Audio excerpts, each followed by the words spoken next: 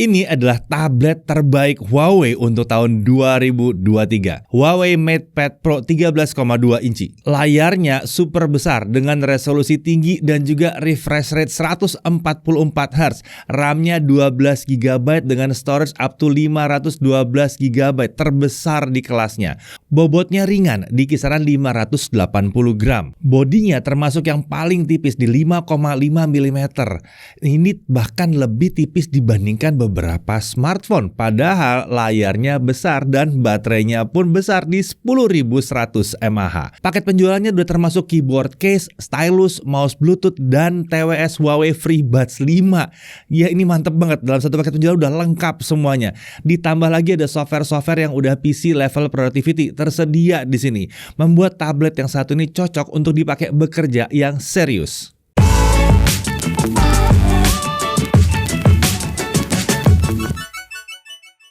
Ya, tahun ini Huawei Indonesia merilis banyak sekali MatePad series ya. Ada MatePad 11, MatePad 11 Paper Matte Edition, MatePad 11.5, MatePad Air, dan kali ini di akhir tahun 2023 mereka merilis lagi MatePad, tapi kali ini bisa dibilang flagshipnya, yaitu Huawei MatePad Pro 13.2 inci atau 13,2 inci. Kalian udah nonton kan video-video MatePad yang sebelumnya itu? Kalau belum, kalian mungkin ketinggalan ya, gara-gara nggak subscribe. Makanya ayo di-subscribe biar nggak ketinggalan, biar nggak kelewatan. Oke, tablet premium yang satu ini ditujukan untuk para bisnis elit, karyawan, content creators, dan juga mahasiswa. Spesifikasi serta kemampuan ditawarkan memang kelas atas, jadi jangan heran kalau harga ini ditawarkan memang premium juga, mulai dari 15 jutaan. Nah, untuk isi box ini udah lengkap, termasuk aksesoris-aksesorisnya. Nggak perlu dibeli terpisah lagi semuanya. Ada keyboard case khusus yang keren seperti ini, bisa dicopot pasang dengan sistem magnet. Ada stylus Huawei M Pencil, ada mouse Bluetooth, dan ada TWS Huawei FreeBuds 5. Sedangkan untuk isi box tabletnya sendiri ada unit tabletnya, ada kabel USB-C, dan ada juga charger Huawei Supercharge 88 watt. Jadi masih ada chargernya, masih ada chargernya. Untuk tabletnya sendiri, desainnya terbilang sederhana. Back covernya terbuat dari fiberglass dengan coating khusus yang Huawei sebut sebagai nano scale coating. Tujuannya supaya finishingnya terlihat metalik gitu ya. Ada dua opsi warna, yaitu golden black dan ada green. Untuk dimensinya 196,1 kali 289,2 kali 5,5 mm untuk ketebalannya. Bobotnya kurang lebih 580 gram. Ringan banget. Untuk orientasi penggunaan jelas ini ditujukan untuk digunakan secara horizontal. Sisi kanan kita lihat ada port USB-C 3.1 Gen 1, lalu ada dua grill speaker. Di atas ada dudukan stylus yang menempel dengan magnet dan juga sekaligus untuk charging stylusnya. Selain itu ada 3 lubang mikrofon dan ada tombol volume. Di kiri ada tombol power dan 2 grill speaker. Di bawah ini kosong. Seperti yang kita lihat tadi, speakernya ada 4, tapi menurut Huawei sebetulnya total speakernya ada 6 di dalamnya. Dan kualitas suaranya sendiri juga luar biasa, sangat menggelegar dan juga cukup detail.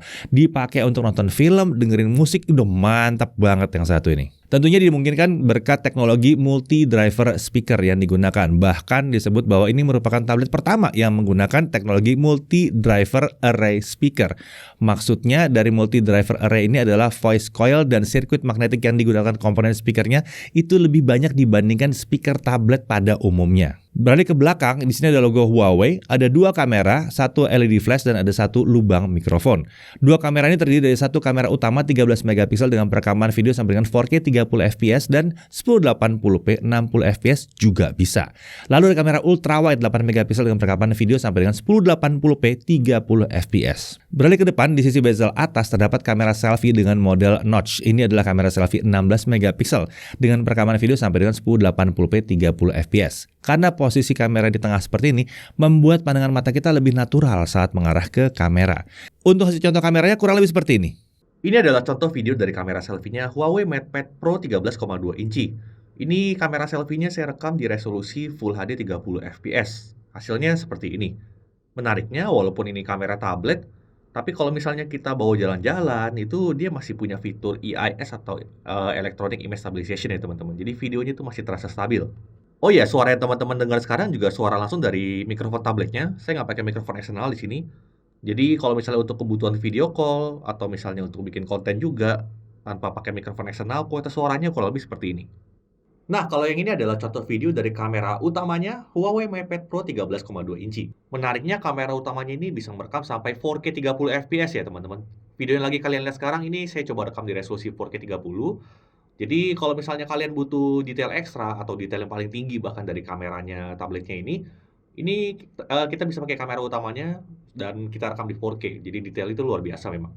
Dan kalau kalian butuh autofocus, kita juga bisa pakai kamera utamanya ini karena kamera selfie tadi kan fix fokus ya. Kalau autofocus adanya di kamera utamanya ini aja. Misalnya seperti ini. Nah, menariknya di kamera utamanya ini juga ada fitur stabilisasi untuk videonya ya. Cuman ini berlaku untuk di 1080p 30 fps saja. Nah, kalau ini adalah contoh video dari kamera ultrawide-nya Huawei MatePad Pro 13,2 inci.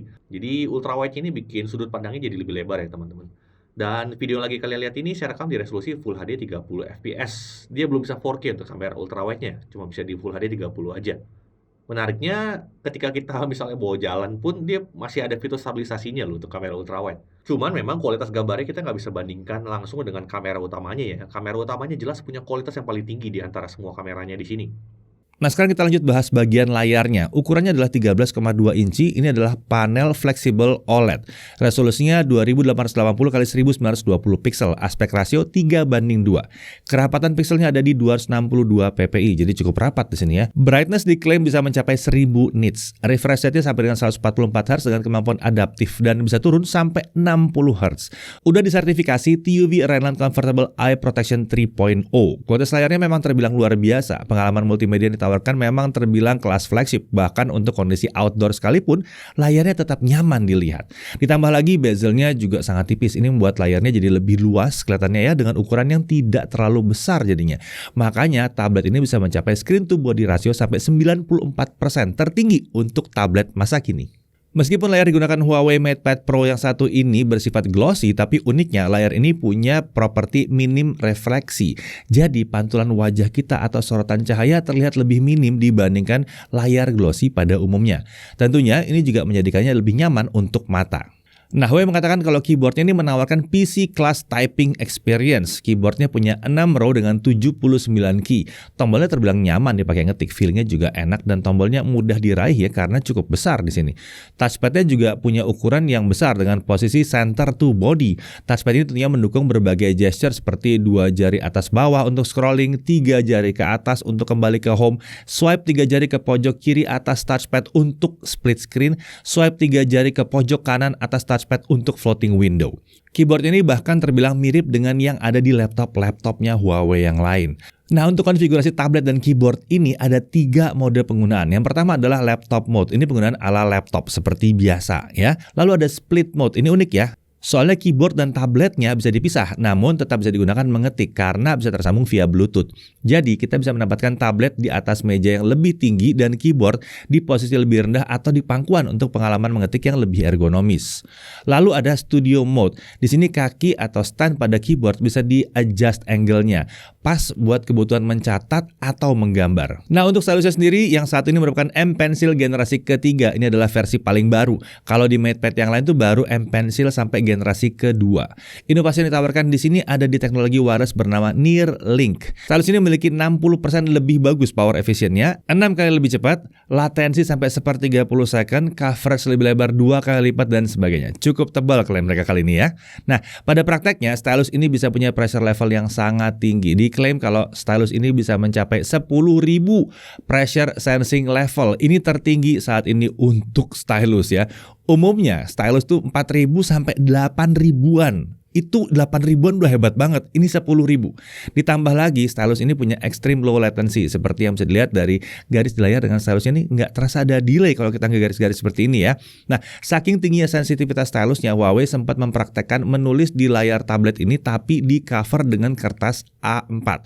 Jadi meskipun ada halangan di depan layar, stylus ini masih bisa menulis dengan delay yang sangat minim. Jadi untuk kebutuhan menulis, menggambar, bisa dibilang pengalaman tablet ini merupakan yang paling canggih nih. Oke, untuk jeroannya, dia menggunakan SoC Kirin 9000S. Ini merupakan SoC baru dari Kirin yang menggunakan core performance buatan mereka sendiri. Ada satu core Tizen V120 di 2,62 GHz, ada 3 core Tizen V120 di 2,15 GHz, dan ada Cortex A510 4 core di 1,53 GHz. Jadi agak beda dibandingkan Kirin 9000 yang core performance-nya masih pakai ARM Cortex A77. Untuk GPU dia menggunakan Maleon 910. Saat dites pakai Antutu 10 sayangnya belum normal di bagian tes GPU-nya nih satu nih. Jadi skornya belum bisa digunakan untuk perbandingan. Jadi untuk benchmark kita kasih lihat aja Geekbench 6 untuk single core dan multi core, dan GFX Bench Car Chase off screen-nya ya. Ini lumayan kencang juga. Dipakai main game berat juga masih sanggup. Misalnya kita coba pakai main Genshin Impact, ini masih lancar di kisaran 50-an FPS. Untuk download Genshin Impact-nya ya lewat website third party ya. Belum ada nih di app gallery-nya. Untuk game seperti Honkai Impact 3 juga masih berjalan dengan lancar. Game ini udah tersedia di app gallery. Tapi catatan pentingnya adalah versi ini terikat dengan Huawei ID. Jadi tidak bisa pakai akun MiHoYo. Jika kalian terikat dengan akun MiHoYo, kalian harus download gamenya dari sumber yang lain. Untuk RAM opsinya hanya satu di 12 GB. Untuk storage ada dua opsi, ada yang 256 GB dan ada yang 512 GB. Yang kami pegang kali ini adalah yang 512 GB. Untuk baterai 10.100 mAh. Saat dicoba untuk lokal video playback ya yang 1080p, dia bisa bertahan hingga 14 jam. Ini hasil yang cukup oke ya untuk layar sebesar ini.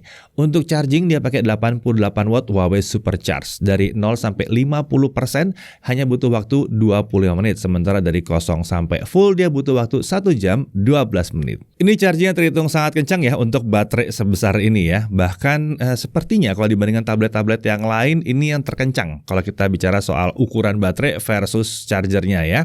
Nah, untuk sensor dia punya ambient light sensor, accelerometer, gravity sensor, hall sensor, dan gyroscope hardware tentunya. Ya, yang tidak ada adalah proximity sensor, tapi wajar karena ini tablet. Dan tablet sebesar ini nggak akan dipakai seperti smartphone kan. Nah, untuk konektivitas dia Wi-Fi only ya, dan support sampai 5 GHz juga. Walaupun nggak bisa dipasangin SIM card, tapi kita tetap bisa pakai tablet ini untuk telepon seperti via WhatsApp. Nah, itu masih tetap bisa. Untuk Wi-Fi sharing dia bisa, Bluetooth-nya udah versi 5.2. Untuk display output tentunya disupport. Jadi kita bisa mirroring ke display eksternal via kabel. Itu berarti kita bisa nyambungin dia ke proyektor, ke TV, walaupun tidak ada fitur smart tetap bisa karena bisa pakai kabel. Kalau mau wireless ya tentunya juga bisa, tapi ya ada syarat-syarat dan ketentuan yang berlaku tentunya di situ ya. Untuk OS dia pakai Harmony OS 4.0.0. Nah, ada dua fitur baru yang di-highlight Huawei kali ini nih.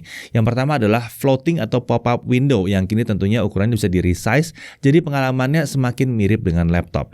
Lalu berikutnya saat tablet tersambung dengan monitor eksternal via display out atau share screen di meeting, kita bisa swipe pojok kanan atas layar dengan stylus dan akan muncul beberapa shortcut yang akan membantu meeting. Misalnya laser pointer yang akan munculkan garis merah yang akan hilang otomatis setelah beberapa detik buat highlight poin-poin penting saat sedang meeting. Tentunya di sini ada PC level WPS Office 2.0. Ya, ini sudah menjadi software produktivitas yang spesial dirancang untuk tablet Huawei tentunya. Kita udah pernah bahas lebih detail di video Huawei MatePad sebelumnya. Untuk kali ini kita cuma mau infoin aja kalau akan ada update versi menjadi 2.0 yang akan datang di awal tahun 2024.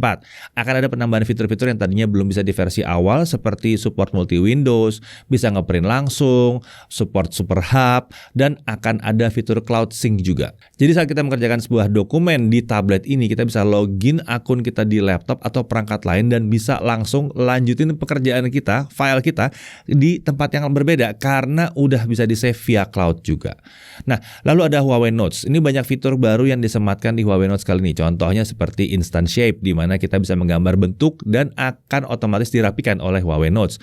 Misalnya mau gambar lingkaran nih, tapi kurang bulat, nanti bisa langsung dirapikan seperti ini. Bisa untuk berbagai macam shape juga ya. Ukuran dan derajat lekukan bangun yang digambar juga bisa diatur secara bebas. Misalnya gambar segitiga, terus kita bisa resize segitiganya ya. Selain shape, kita juga bisa menggunakan fitur highlighter, ibarat kita menggunakan stabilo di kertas. Tapi menariknya highlight yang kita buat juga bisa otomatis dirapikan seperti ini. Fitur-fitur seperti ini praktis membuat catatan kita jadi lebih rapi. Ada juga fitur handwriting to text conversion, di mana Huawei Notes bisa mengubah tulisan tangan kita menjadi format teks yang bisa diolah oleh komputer. Nah, untuk keperluan video editing kita tentunya bisa pakai CapCut, dan app ini udah tersedia di app galerinya Huawei. Siapa yang nggak tahu CapCut ya? Hari gini konten kreator pasti udah banyak yang make. Asiknya di tablet dengan layar sebesar ini kita jadi punya tampilan yang jauh lebih luas. Ngedit videonya juga lebih enak karena preview videonya juga besar, dan juga editing di timeline-nya jadi lebih gampang karena bisa menampilkan secara luas seperti ini ya. Jadi kalau pakai tablet ini untuk editing video udah siap banget. Lalu kalau mau bikin presentasi yang cantik, kita bisa pakai Canva. Dan app-nya ini kita bisa cari di App Gallery. Tapi memang saat di search akan muncul opsi download lewat third party seperti dari APK Pure ya. Saat dicoba, Canva memang tetap bisa digunakan seperti biasa. Lalu ada Mojang Paint. Untuk keperluan menggambar, kita juga bisa menggunakan app yang namanya Mojang Paint ini. Aplikasi ini bisa di-download langsung dari App Gallery dan kita juga bisa langsung berkreasi di sini. Kemudian ada Sketchbook. Ini alternatif lainnya untuk menggambar ya. Untuk saat ini baru bisa dicari di App Gallery, tapi untuk downloadnya kita tetap diarahkan ke APK Pure. Tinggal download aja dan app bisa kita gunakan secara normal di sini. Untuk app Concept dan iBiz Paint tentunya juga bisa digunakan dengan normal di sini. Nah, kalau kalian nanya soal Gmail, saat ini solusi dari Huawei adalah menggunakan Huawei Mail. Kita bisa login dan sync email dari situ. Nah, kalau butuh Microsoft Outlook kita udah bisa download dari App Gallery. Nah, untuk aplikasi meeting seperti Google Meet, solusi Huawei adalah menggunakan browser atau Quick Apps. Sementara untuk Microsoft Teams ini sudah bisa dicari di App Gallery, tapi sumber downloadnya masih third party apps ya. Untuk aplikasi Zoom itu juga udah bisa dicari di App Gallery atau Petal Search dengan sumber download yang lagi-lagi lewat third party apps. Untuk YouTube itu bisa via browser atau bikin shortcut di home screen via Quick Apps. Terus aplikasi nonton lainnya seperti Video, WeTV, Netflix juga bisa berjalan di sini. Ya, sebagai tablet Huawei, tentunya tablet yang satu ini juga mendukung fitur super device. Misalnya dengan Huawei MateBook D16 yang baru, di mana kita bisa menggunakan Extend Mode untuk menjalankan tablet sebagai monitor kedua, Mirror Mode untuk menampilkan konten laptop ke layar tablet, dan Collaborate Mode untuk transfer file antar perangkat yang tinggal drag and drop aja. Nah, kalau untuk harganya, ini ada dua versi yang 12256 dan 12512. Tapi sayangnya kita belum tahu harga pastinya berapa. Info dari Huawei sih, tablet yang satu ini harganya akan di kisaran 15-18 jutaan. Nanti untuk detail kita bisa taruh dalam deskripsi ya.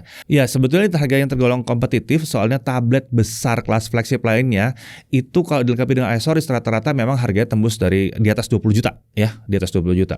Dan selama masa pre-order dari 11 sampai 26 Januari 2024, semua varian ini akan gratis keyboard, stylus, Bluetooth mouse, dan TWS Huawei FreeBuds 5. Jadi total tambahannya itu sekitar 5,7 juta rupiah. Oke, kita masuk ke hal yang perlu diperhatikan. Pertama, pastikan dulu keterikatan kalian terhadap ekosistem Google.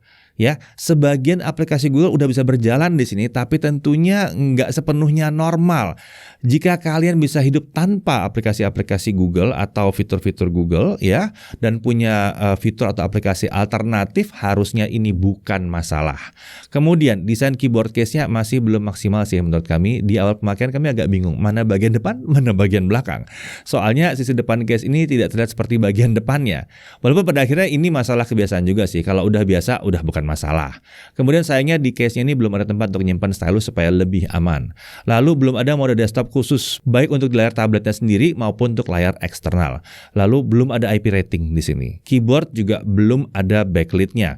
Konektivitas juga Wi-Fi only, belum support selular, 4G, 5G belum ada di sini. Kalau bicara performa ini udah kenceng, tapi belum bisa dibilang yang paling kencang untuk saat ini.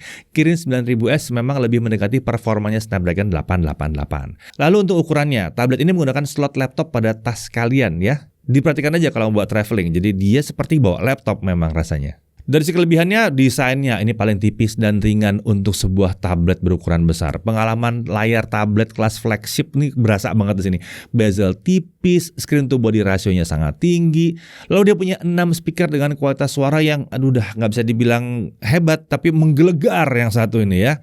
Kemudian support stylus M Pencil Gen 3, kemampuannya udah canggih di sini. Support keyboard case yang nyaman digunakan. Baterai super besar dan tergolong lumayan awet di sini. Charging terkencang untuk sebuah tablet. Udah USB-C 3.1 Gen 1. Support display out baik wire, tai kabel ataupun wireless juga bisa.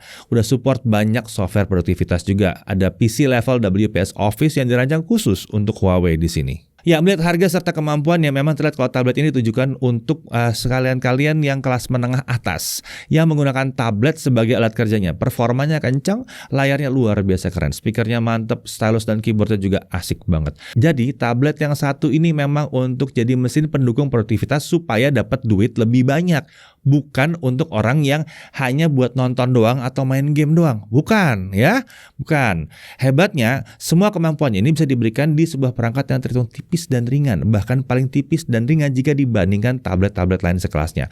Ya, kalau memang kalian sedang mencari tablet kelas flagship yang sangat portable dengan banyak inovasi yang bahkan bisa menggantikan laptop di berbagai skenario, selama kalian tidak sangat terikat dengan ekosistem Google atau ekosistem lainnya ya, dan bisa pakai solusi alternatif seperti yang udah dijelaskan tadi, rasanya tablet yang satu ini memang layak untuk dipertimbangkan. Saya Didi Irfan, Jaga TV TV.